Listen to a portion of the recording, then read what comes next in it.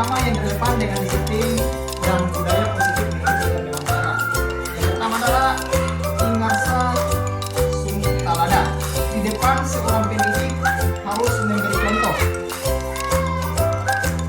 Guru atau pendidik harus menunjukkan perilaku yang baik dan menjadi model yang bisa diteladani oleh siswa. Ini sangat penting sekali. Dimulai dari diri kita sebagai seorang pendidik sebelum kita menerapkan kemudian yang kedua adalah imaja mangkasa. Nah, di tengah seorang pendidik harus membangun kemauan atau semangat. Guru berperan sebagai pembawakan budaya positif dan cara yang hanya fokus pada aturan dan hukum, tetapi lebih pada pembentukan karakter dan pengembangan individu yang harus dalam lingkungan yang mendukung pertumbuhan moral, intelektual, dan sosial. Di sini penerapan prinsip ini dikatakan bahwa tidak hanya berfokus pada aturan tapi juga harus di lingkungan sekolah. Nah, disinilah kita sebagai seorang pendidik bagaimana kita menciptakan suasana pembelajaran yang nyaman, yang enak dirasakan bagi peserta didik sehingga mereka bisa secara aktif, bukan lagi gurunya yang aktif, tapi kita sebagai fasilitator saja untuk dalam pemberlakuan proses belajar dan mengajar. Pasti cuma gara-gara menghindari hukuman. Nah, dikatakan di sini bahwa ini adalah tingkat terendah. Ketidaknyamanan akan bertanya apa yang akan menjadi apabila tidak melakukannya. Nah, ini tadi bahwa ada yang melakukan motivasi yang pertama ini gara-gara hanya karena tidak mau dihukum. Nah, kemudian yang kedua adalah untuk mendapatkan imbalan atau penghargaan dari orang lain. Jadi ini yang kedua dari tiga motivasi perilaku manusia adalah salah satu tingkat di atas motivasi yang pertama. Jadi ini lebih mending daripada tingkat motivasi yang pertama tadi. Kemudian yang ketiga adalah untuk menjadi orang yang mereka inginkan dan menghargai diri sendiri dengan nilai-nilai yang mereka percaya.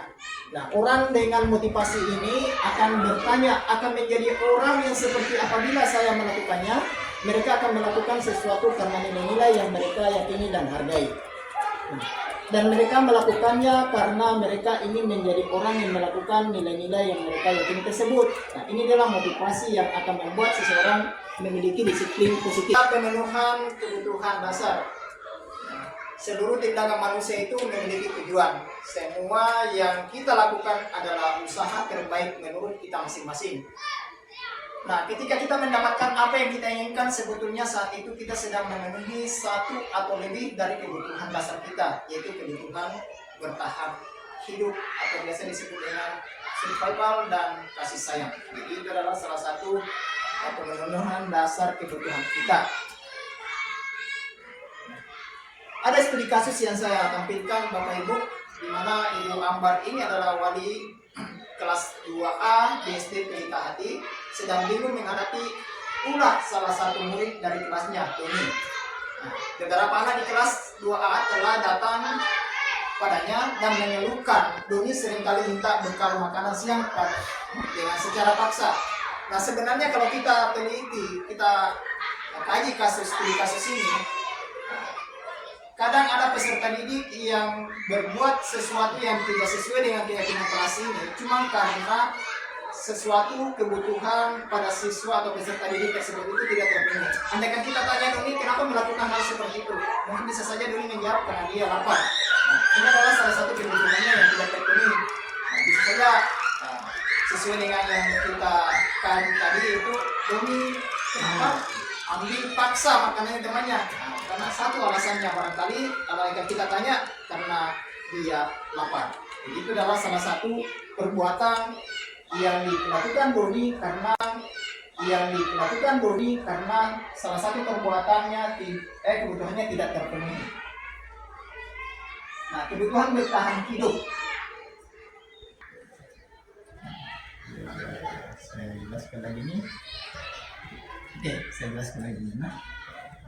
Nah, berikutnya adalah kasih sayang dan rasa diterima atau kebutuhan untuk diterima. Salah satu kebutuhan dasar manusia atau kebutuhan kita sebagai seorang pendidik atau pemurid ini adalah kebutuhan untuk disayangi dan diterima, meliputi kebutuhan akan hubungan dan koneksi sosial. Nah, kebutuhan untuk memberi dan menerima kasih sayang dan kebutuhan untuk merasa menjadi bagian kelompok. Nah, dalam pas di atas, apabila Doni menjawab bahwa alasannya mengambil bekal temannya karena dia merasa senang temannya jadi diperhatikan ketika temannya melakukan tindakannya, nah, dan gurunya memberitahu orang tuanya sehingga orang tuanya menjadi memperhatikan dia, maka kebutuhan dasar yang sedang terpenuhi Doni adalah kebutuhan akan namanya rasa kasih sayang. Jadi kasus tadi adalah andaikan Doni dipenuhi kebutuhannya, mungkin saja Doni tidak melakukan paksaan dengan mengambil makanan temannya. Nah, berikutnya adalah penguasaan kebutuhan atau pengakuan atas kemampuan. Nah, kebutuhan ini meliputi kegiatan keinginan untuk dianggap berharga, bisa membuat perbedaan, bisa membuat pencapaian kompeten diakui, dihormati. Nah, ini meliputi self-esteem. Nah, anak-anak yang memiliki kebutuhan dasar akan penguasaan yang tinggi biasanya selalu ingin menjadi pemimpin. Nah, mereka juga suka mengamati sebelum mencoba hal baru dan merasa kecewa bila melakukan kesalahan. Mereka juga biasanya rapi dan sistematik dan selalu ingin menjadi yang terbaik. Nah, ini adalah salah satu penguasaan kebutuhan pengakuan atas kemampuan. Biasanya ini adalah salah satu tindakan yang dilakukan oleh anak yang betul-betul kebutuhannya terpenuhi, baik di rumah maupun di sekolah. Nah, seperti itu. Mereka selalu ingin menjadi pemimpin atau mereka selalu ingin menjadi bahan untuk menyelesaikan masalah apa yang dihadapi oleh temannya. Nah, berikutnya adalah kebebasan atau kebutuhan akan pilihan. Nah, di sini kebutuhan untuk bebas adalah kebutuhan akan kemandirian, memiliki pilihan dan mampu mengendalikan arah hidup seseorang.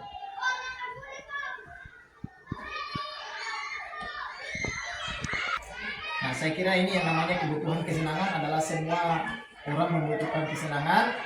Nah, kebutuhan akan kesenangan adalah kebutuhan untuk mencari kesenangan, bermain dan tertawa. Bayangkan hidup ini tanpa kenikmatan apapun betapa menyedihkan. Ini menurut Glaser yang menghubungkan kebutuhan akan kesenangan dengan belajar. Semua hewan dengan tingkat intelijensi tinggi, anjing, lumba-lumba, primata dan lain-lain bermain. Saat mereka bermain, mereka mempelajari keterampilan hidup yang penting. Nah, manusia tidak berbeda. Jadi ini kadang kita lihat beberapa jenis binatang yang mereka sambil bermain, atau itu biasa kita dapat di lapangan, mereka sebenarnya mempunyai juga rasa kesenangan dalam melakukan kegiatan yang kita seakan-akan secara tidak langsung melihat entah itu anjing yang kadang mereka bermain di lapangan sama dengan anaknya. Nah, baik kita masuk di posisi kontrol. Yang pertama ada yang namanya penghukum, kemudian pembuat merasa bersalah, kemudian teman, pemantau, dan manajer. Nah, ini ada kelima posisi kontrol ini yang kadang yang biasa kita terapkan di sekolah kita ini. Tapi kita akan lihat mana sebenarnya yang sering kita lakukan. Apakah kita berada di penghukum atau di pembuat merasa bersalah, teman, pemantau, atau manajer. Mudah-mudahan kita ada di salah satu bagian posisi kontrol ini yang sekaligus menjadi tidak memang betul-betul yang diharapkan dari segi dunia pendidikan ini, bagaimana supaya tercapai dengan apa yang kita harapkan. Baik, yang pertama adalah penghukum.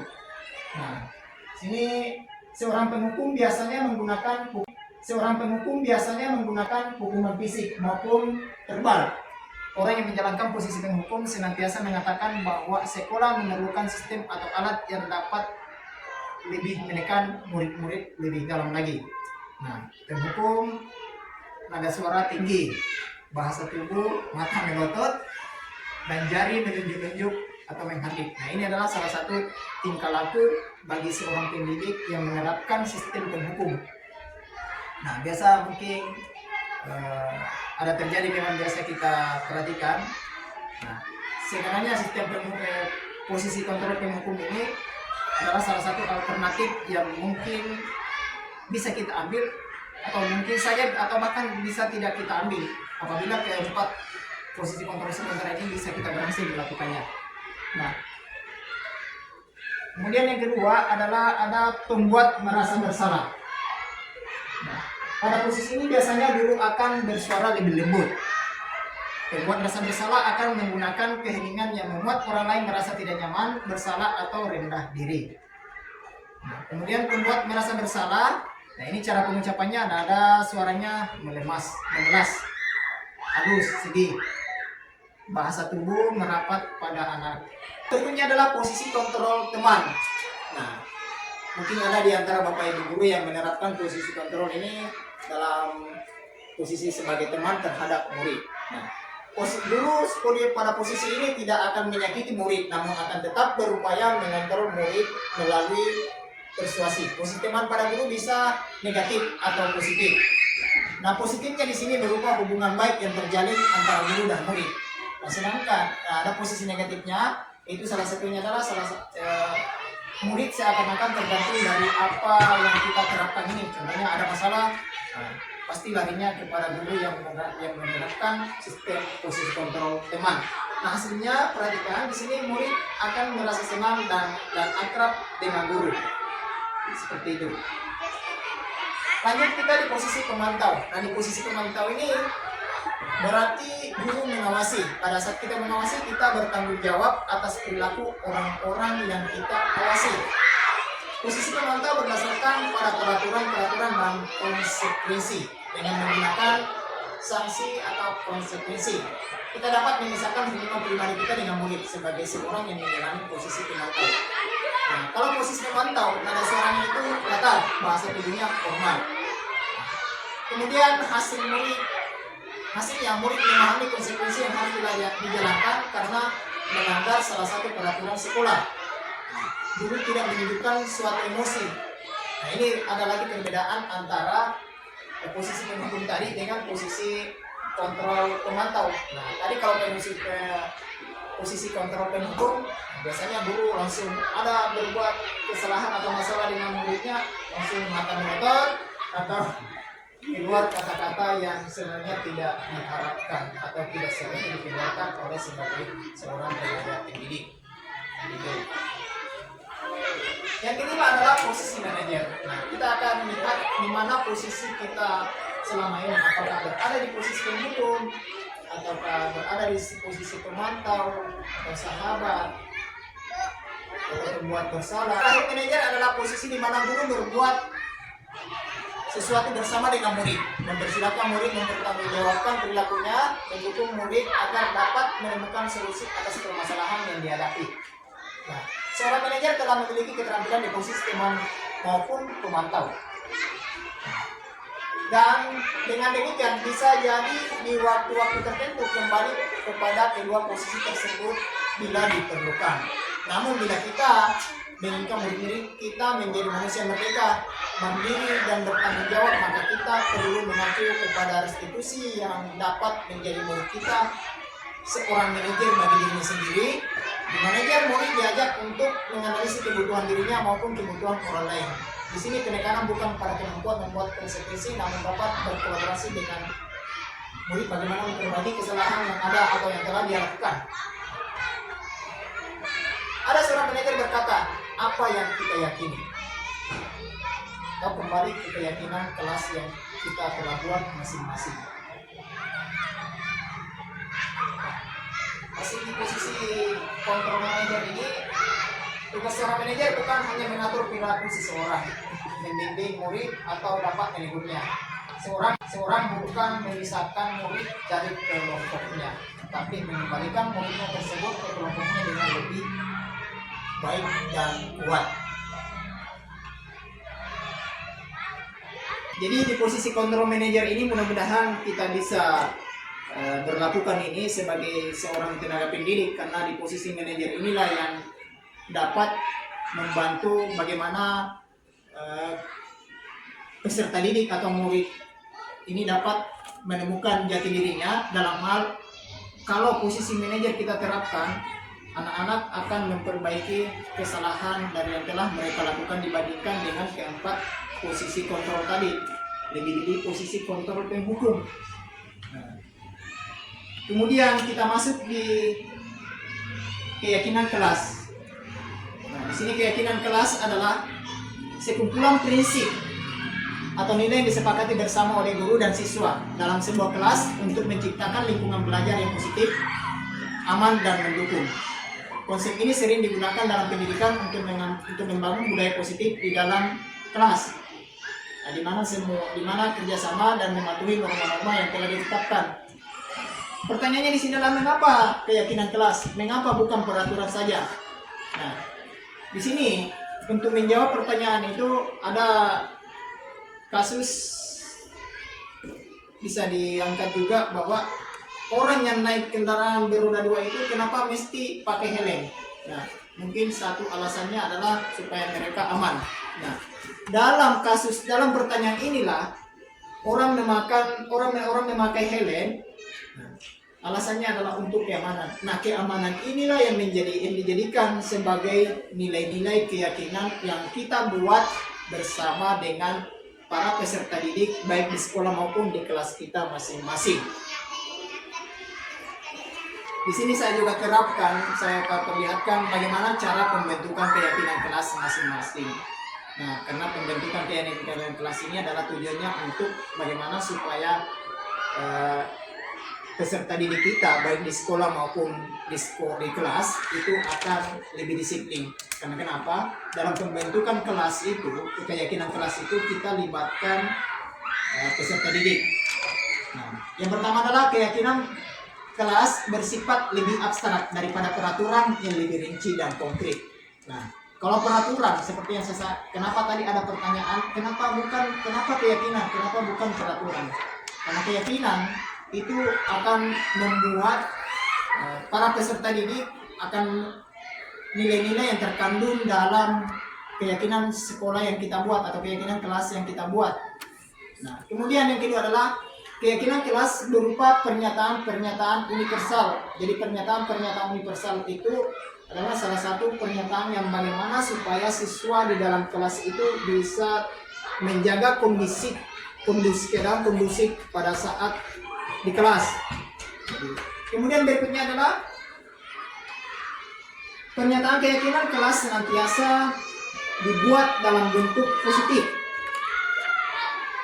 Kemudian keyakinan kelas hendaknya tidak terlalu banyak sehingga mudah diingat dan dipahami oleh semua warga di kelas. Nah, ini betul bahwa keyakinan kelas hendaknya tidak terlalu banyak. Karena kenapa? Di setiap anak atau peserta didik dalam berbuat sesuatu yang mengarah ke negatif, mereka akan mengingat apa yang telah dibuat dalam keyakinan kelas. Jadi otomatis apabila tindakan mereka akan mengarah ke suatu perbuatan negatif, maka mereka akan lebih gampang mengingat dari keyakinan yang telah dibuatnya bersama dengan guru di kelas. Berikutnya adalah keyakinan kelas sebaiknya sesuatu yang dapat diterapkan di lingkungan tersebut. Jadi itu yang harus kita buat itu bersama dengan peserta didik, yang artinya yang betul-betul mampu membuat peserta didik itu membuat suasana kondusif atau disiplin dalam proses belajar mengajar di sekolah.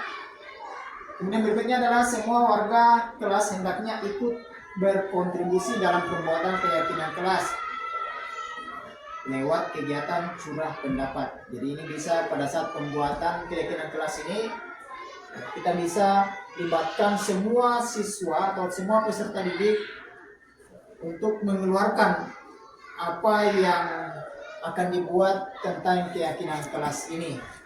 Jadi secara tidak langsung mereka sendiri yang mengeluarkan keyakinan kelas, nah maka mereka sudah pasti bersiap untuk menjalankan keyakinan kelas tersebut.